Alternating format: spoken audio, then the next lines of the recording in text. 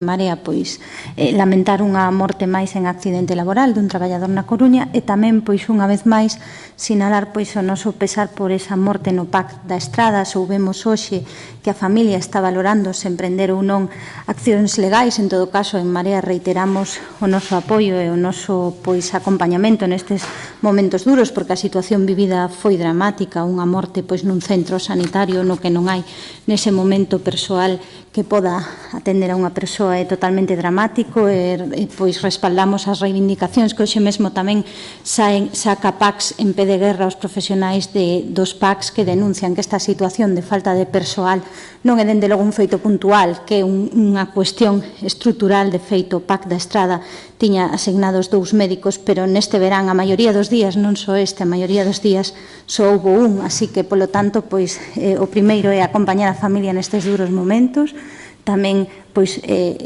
respaldar as reivindicacións dos e das profesionais dos Sergas e dicir, pois unha vez máis, creo que foi en 2012 cando Xosé Manuel Beira sinalou que os recortes matan e efectivamente, desgraciadamente é así e hoxe pois o primeiro que temos que valorar é acompañar a familia nesa decisión que poida ou non tomar.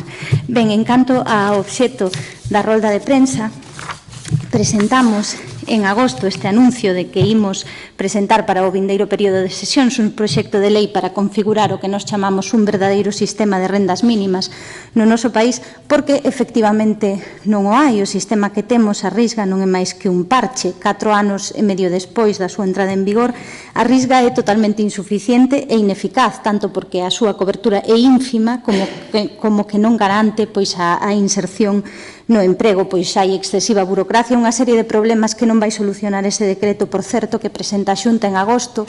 Ese proxecto de decreto, 4 anos tarde, eso dá 15 días de alegacións, porque entendemos que non quere dialogar coas entidades da sociedade civil, que, por certo, lle pediron nunha carta que abrira ese diálogo. Polo tanto, como nos entendemos que a Risga non vai resolver os seus problemas con este decreto, sinalar que só cubriu ao 2% da poboación en risco de pobreza do país, o 0,38% da poboación galega é o que cubre a Risga no ano 2017, e que esta prestación, ademais, pois deixa fora un colectivo moi vulnerable, que son os migrantes en situación de irregularidade. Pois nós o que imos propoñer é modificar, neste caso, pois a través de derogar a Lei 10/2013, porque, ademais, esa lei se aprobara co obxectivo de que se desenvolvesen pois os mecanismos que posibilitaran a inserción ao emprego. Eso está no preámbulo. Que sucedeu? Que se habilitaron formalmente eses tramos de inserción e transición ao emprego na lei, pero 4 anos non se desenvolveron. Onde se teñen que desenvolver en ese decreto que chega 4 anos tarde, pero que ademais non corrixe as principais eivas da Risga, que son pois especificamente a súa baixa contía e os súas requisitos duros. En un contexto no que a situación de pobreza e desigualdade se consolida no país, aí temos a última memoria do Consello Económico e Social de Galicia, no que advirte, como xa viñamos sinalando en Marea, que o crecemento a nivel macroeconómico dende 2014 non se traduce aínda o que debería a maioría social.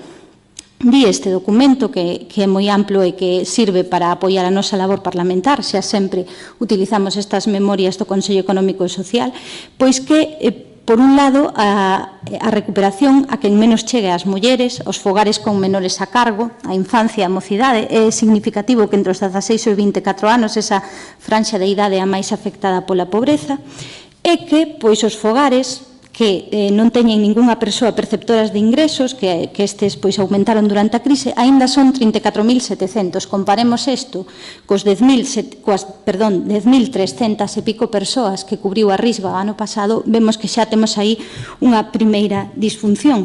Cal é o contexto final? Pois unha caída da poboación activa, unha precariedade laboral que nos leva a que temos un contexto de pobreza, unha nova perfil da pobreza que non se ve cuberta por os sistemas de protección social tradicionais. Isto é en todo o Estado. Hai documentos pois da Fundación de directores e directoras xerentes de servizos sociais que están evidenciando isto. Os sistemas de protección sociais tradicionais non garanten a inclusión social cando hai hai un 15% de pobreza laboral. Así, pois, o novo modelo de renda que propoñemos parte dese contexto que está ademais apoiado en resolucións tanto do Parlamento Europeo, do Consello Europeo, no PEAR Europeo dos Dereitos Sociais, que falan de que é necesario un verdadeiro sistema de rendas mínimas que apoie non só as persoas en exclusión social, senón as persoas empobrecidas e familias que non estando nunha situación de exclusión non teñen a renda suficiente para afrontar os gastos prioritarios.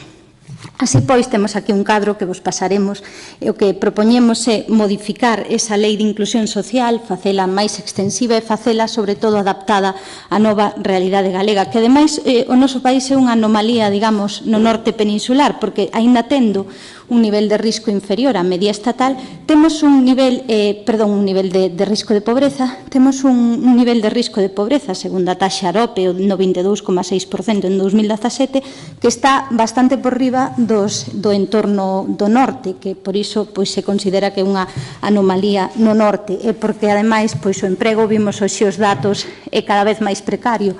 O emprego que máis medra no noso país son os que son inferiores a unha semana, os contratos inferiores a unha semana.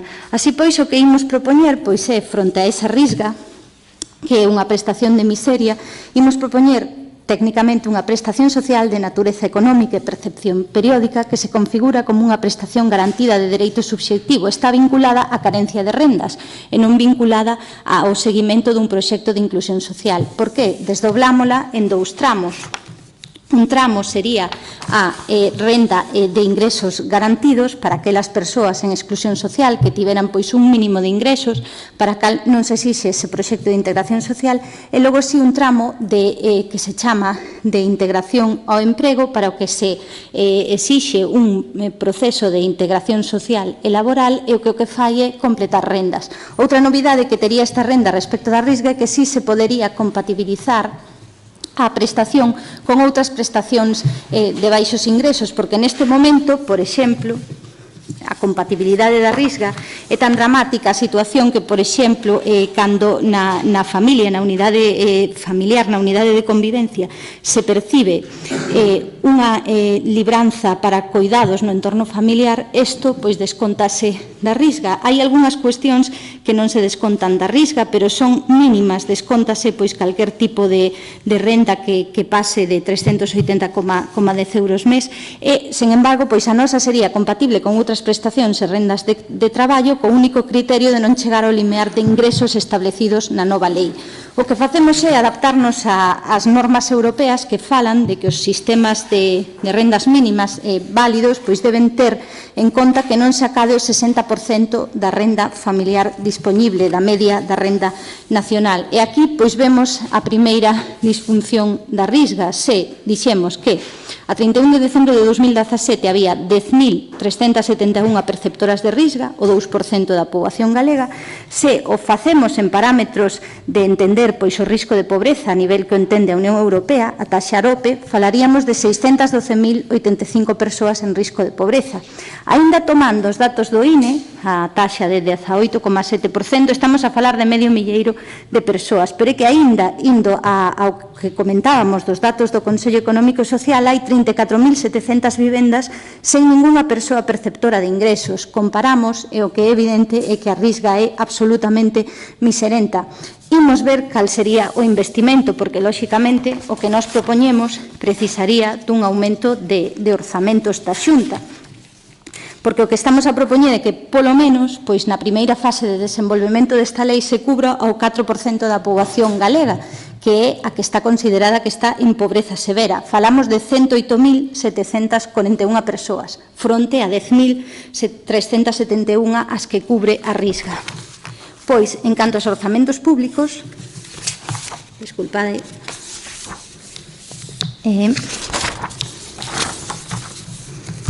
pois a risga no 2017, tras modificacións de crédito que houbo que facer por falta de previsión, porque se esgotan as partidas, porque non se calcula que aínda hai máis xente en exclusión social que vai solicitar esta axuda, 62,9 millóns de euros foi o que ocupou a risga, co cal dá 23,2 euros por habitante, un 0,1% do PIB.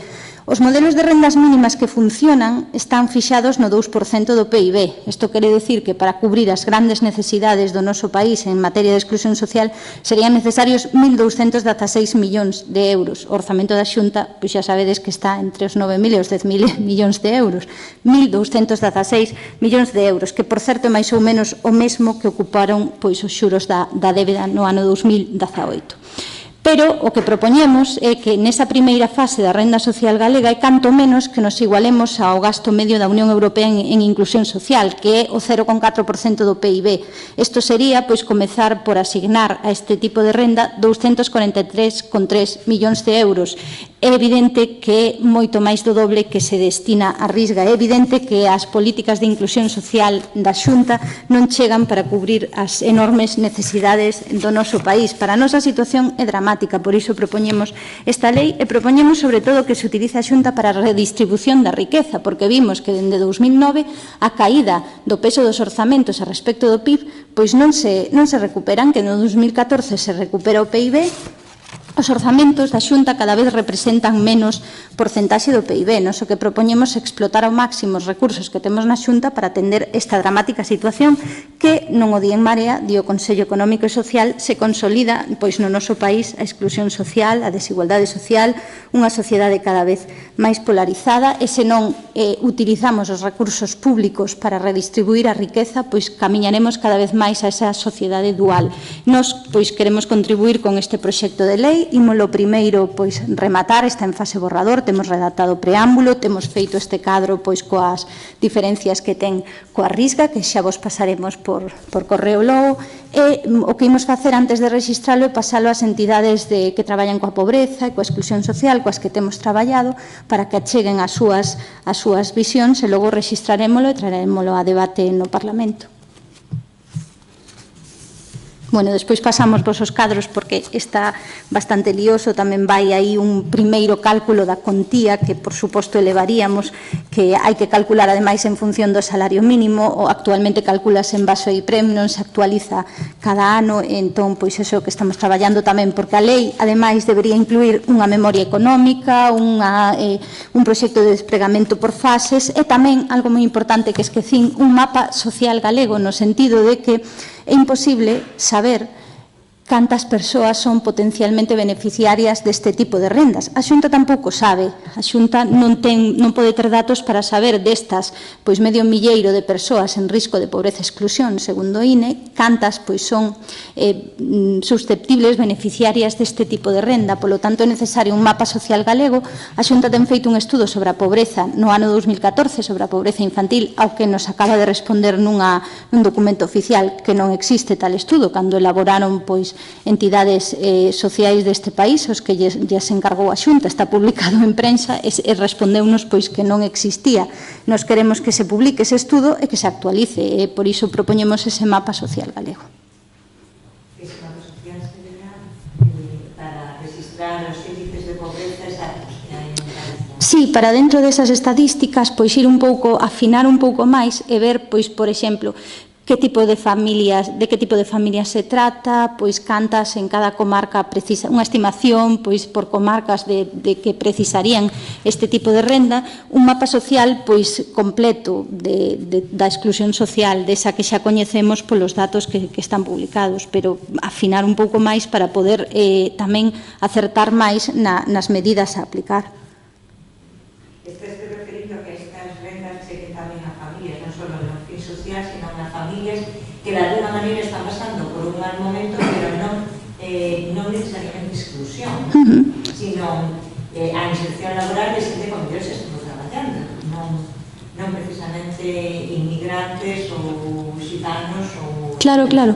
É que esa é a nova realidade da pobreza non só en Galiza, en todo o sur de Europa e concretamente no Estado. Hai unha precariedade laboral que leva a que haxa unha discontinuidade no emprego, que haxa pois paro de longa duración, e familias que non están en exclusión social, si están en risco de selo, porque as súas rendas pois non acadan pois a un mínimo digno. Vemos ademais pois que no noso país como se elevaron os prezos, sobre todo de bens básicos, un deles pois fundamental é a vivenda, que o alugueiro pois sigue elevándose.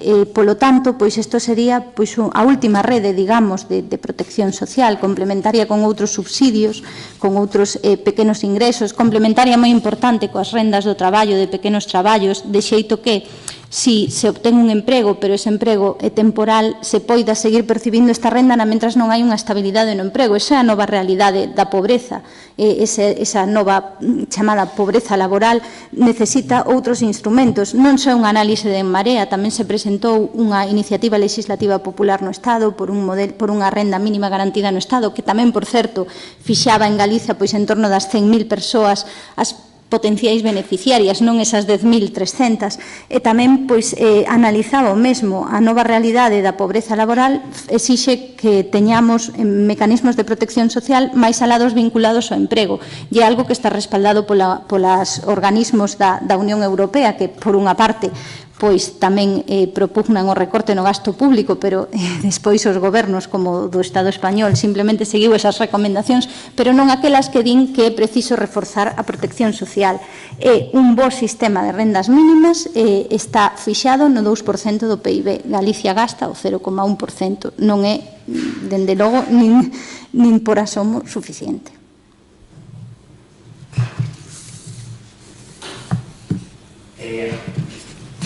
Decías que a renta agora é incompatible prácticamente con calquer ingreso que superior a 770 euros.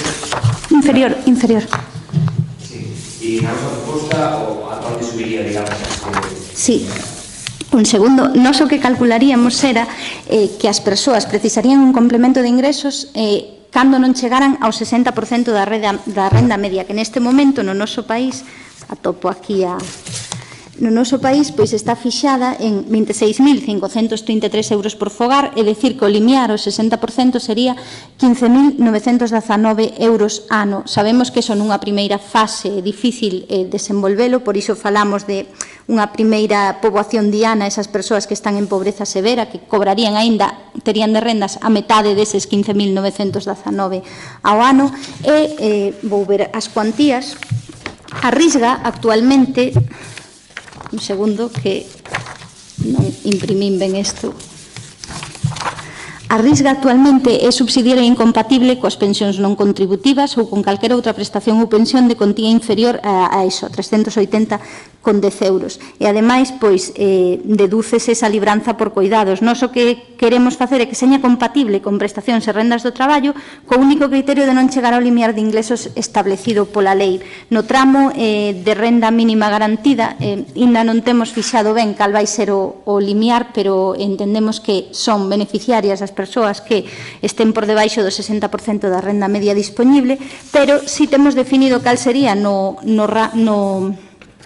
tramo, da renda complementaria dos ingresos do traballo ou de outras prestacións, que sería que non chegase ao 80% con esas rendas, que non chegase, ao 60% con esas rendas que obtén de outras fontes, se lle complementará ao 80% dese salario mínimo interprofesional. Entón, pois é un xeito de incentivar o emprego e de, por suposto, pois evitar que estas familias empobrecidas non caian na exclusión, non se dé un paso máis na exclusión social. Isto pasaremos pois logo un esquema do que temos avanzado. O que pasa é que hai que acompañalo de orzamentos e non vai poder a Xunta, se aceptar o noso proxecto de lei, desenvolvelo de golpe, pero a idea é esa, é complementar en función de ata o 80% do salario mínimo interprofesional no caso das persoas que estén nun proxecto de integración laboral e social. Porque a renda agora é incompatible con calquera renda de traballo? Si é inferior a eses 400 euros, sí, pero non están desenvolvidos os tramos de transición e emprego durante 7 meses. Entón, non é suficiente porque para moita xente pois penaliza o emprego no sentido de que unha vez pasan ese tempo, pois hai que volver solicitar a Risga, meterse nesa roda burocrática que ademais pois as persoas a perciben como violencia institucional e consecuentemente pois a veces pois por ter un emprego que seña casi igual prefiren pois manter a Risga e mesmo pois se dan situacións, viuse pois en casos hai pouco de se ten un emprego, dedúcese dese importe da risga, entón quedase en nada ao final. Para nós o único criterio que hai que ter en conta é que non se chegue a esa renda necesaria para cubrir as necesidades básicas. Eso sería o lóxico, non que penalize o emprego, que se desconte. Vou coller exactamente a... Eso é que a cuestión é que outros ingresos descóntanse do seu importe. Tamén ingresos como pensións ou prestacións percibidas dentro da unidade familiar penaliza, entonces descóntase do importe da risga, en que nese caso xa sería un importe maior dos 400 euros, porque vai en función do número de familiares, pero dende logo é totalmente insuficiente. Si hai algunha excepción, como é prestación que recibes por cursos de formación ou axudas destinadas a paliar situacións de emerxencia, como as propias axudas de inclusión social que contempla a lei, ou prestacións por fillo a cargo ou acollemento en familia extensa, que esta non se contemplaba, esta empezou a contemplarse hai pouco pola presión destas familias, pero dende logo non ten un criterio único que teña que ver coa carencia de ingresos, que é o que ten que ser este tipo de rendas.